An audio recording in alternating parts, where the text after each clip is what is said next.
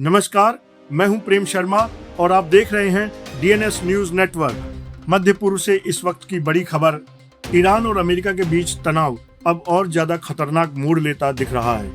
Iran के विदेश मंत्री अब्बास अराघची ने अमेरिका को सीधी चेतावनी दी है। उन्होंने कहा है कि अगर अमेरिका ने जमीनी हमला किया तो ईरान पूरी तरह तैयार है। उनके शब्दों में, हम उनका इंतजार कर रहे हैं।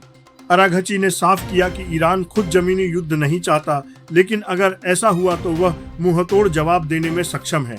उन्होंने अमेरिका को चेताया कि ऐसी कोई भी गलती भारी पड़ सकती है। इतना ही नहीं, ईरान ने यह भी साफ कर दिया है कि अब उसे अमेरिका पर बिल्कुल भी भरोसा नहीं है।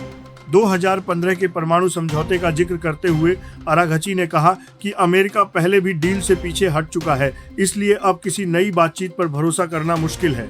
हालांकि दोनों देशों के बीच सहयोगी देशों के जरिए संदेशों का आदान प्रदान जारी है, लेकिन ईरान ने इसे औपचारिक बातचीत मानने से इनकार कर दिया है।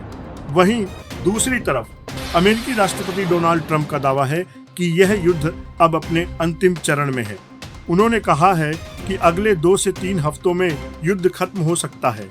व्हाइट हाउस में ट्रंप ने कहा कि अमेरिका का मकसद ईरान को परमाणु हथियार हासिल करने से रोकना था और वह लक्ष्य अब पूरा हो चुका है।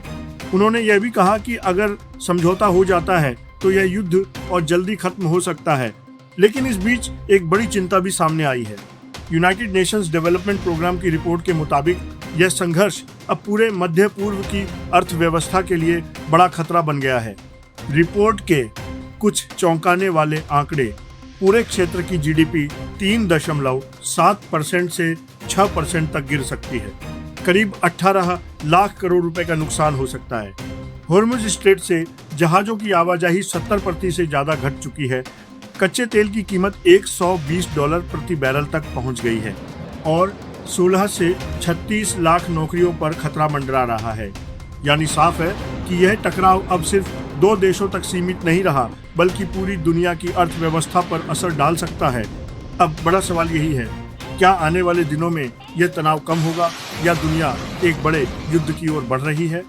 अगर आपको यह खबर महत्वपूर्ण लगी हो तो वीडियो को लाइक करें, अपनी राय कमेंट में जरूर बताएं और ऐसे ही बड़े अपडेट्स के लिए डीएनएस न्यूज नेटवर्क को सब्सक्राइब करना ना भूलें। धन्यवाद।